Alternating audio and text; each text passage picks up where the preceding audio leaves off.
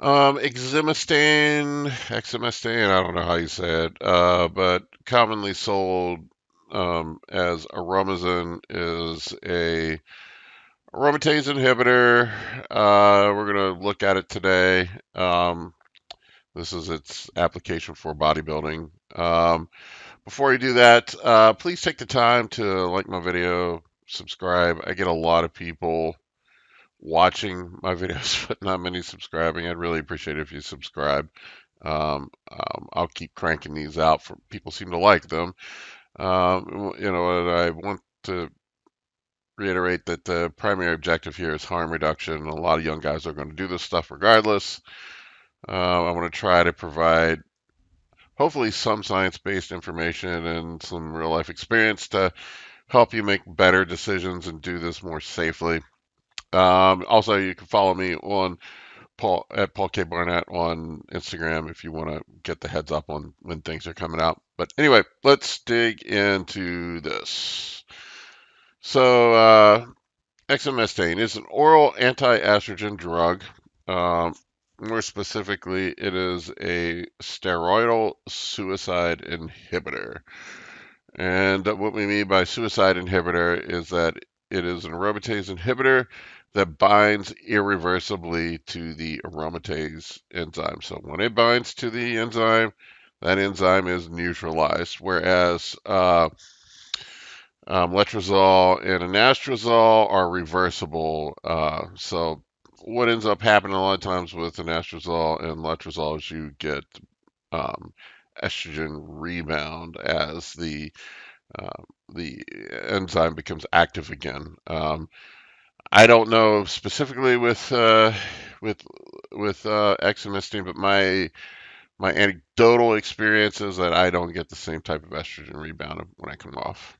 It is an androgen analog as well, which makes it different um,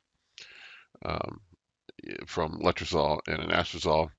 I want to point out, I keep beating this one home that the gym bros like to lump every anti-estrogen into the same category. They think they all work the same. They do not. Um, there is a difference between an aromatase inhibitor. There's different classes of aromatase inhibitors, class 1, class 2.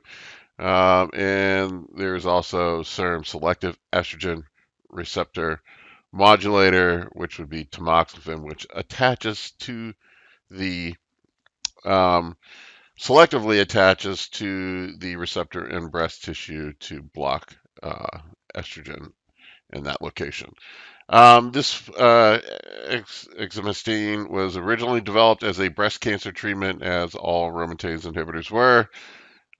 Studies have shown that a 25 milligram per day dose lowered estrogen by 85%. It was approved for human use in 1999 as an adjunct treatment for breast cancer. It was shown to be more effective than tamoxifen alone. Effects of exemestane. Blocks the aromatase enzyme, reduces irreversibly blocks the enzyme, um, deactivates it, reduces estrogen levels through that process, reduces estrogen stimulated breast tissue growth, which is why it was used in cancer patients, breast cancer patients. Also important for us in bodybuilding because, in theory, it should reduce the growth of gynecomastia.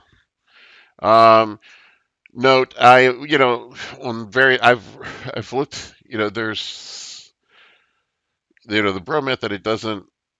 I don't know if it's a myth, but the bro logic that it doesn't fuck up your lipids like letrozole or anastrozole do. And I looked around at various studies. I've found a bunch of mixed information, but there are a lot of studies that say that it has minimal to no effect on your uh, negative effect on your lipids, like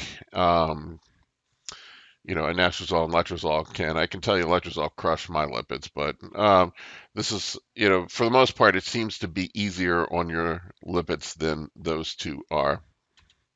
Side effects of exemestane: fatigue, nausea, hot flashes, depression, pain, muscle pain, insomnia, anxiety, shortness of breath, and bone mineral density loss. Although studies that I looked at showed that it was, in a lot of cases, seemed to be less than Arimidex and Letrozole. They're all kind of similar. So you have to watch out for that. Um, it can cause osteoporosis with long-term abuse. It with aromatase inhibitors, it's important to take vitamin D and calcium to help with that. Um, I will say personally, I have not. I don't. It seems to cause the least amount of side effects in me, out of the aromatase inhibitors. Bodybuilding uses for exemestane, used to combat high estrogen levels, best with use with steroids that heavily aromatize, like Test, etc. To prevent and shrink gynecomastia, combat estrogen-related uh, bloating, which can cause high blood pressure, hardening up for contest prep. Aromatase inhibitors they seem to increase body fat loss, and water and bloating loss. Half-life of exemestane is 24 hours roughly, that I saw in studies. So with this in mind means that you should dose it once a day, ideally. Um, in the past I've done it every other day, which is probably not smart. So probably once a day would be the more reasonable and better way to do it. Doses, I hate classifying it this way, but beginner, I would say 12.5 milligrams every other day, or if you're doing every other day shots, maybe take it with your testosterone shots. Intermediate, 12.5 milligrams every day, and advanced 25 milligrams each day. You shouldn't have to go more than 25 milligrams per day. Premenopausal women should avoid it. I would also, rather than classifying this as beginner, intermediate, and advanced, really you should let your symptoms and estradiol levels indicate the dose that you need. If I see a lot of guys just taking aromatase inhibitors without knowing what their estradiol levels are.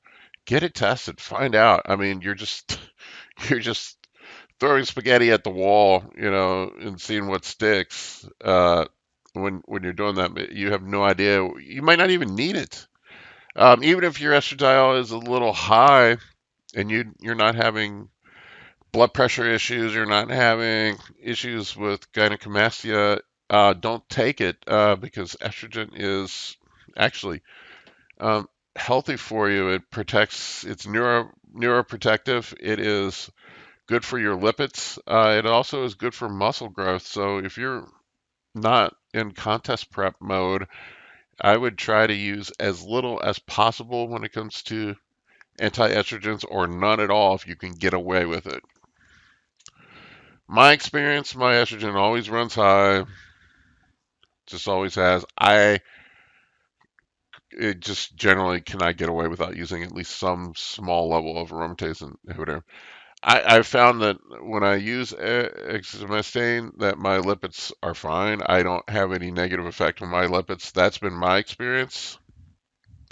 Also, it seems to cause the least amount of side effects out of all the AIs for me personally. Letrozole, I feel like shit when I use letrozole. It is horrible. And I hear a lot of other guys report the same thing. I just feel lethargic. My joints hurt. It's just terrible. Um, Once again, I'll reiterate it. Don't use AIs unless you need them.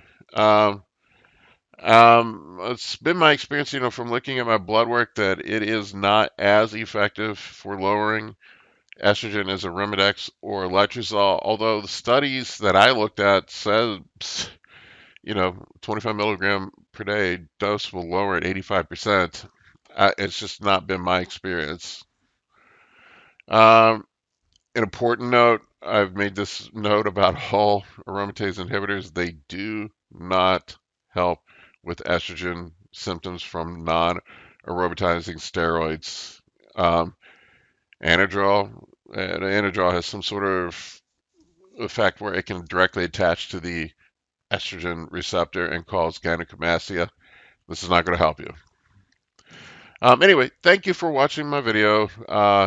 Once again, please like and subscribe. Feel free to ask questions in the comment section. I'll do my best to answer any and all questions as honestly as I can. Once again, this is about harm reduction. I want to try to give you real life experiences and help people be safer in this bodybuilding venture.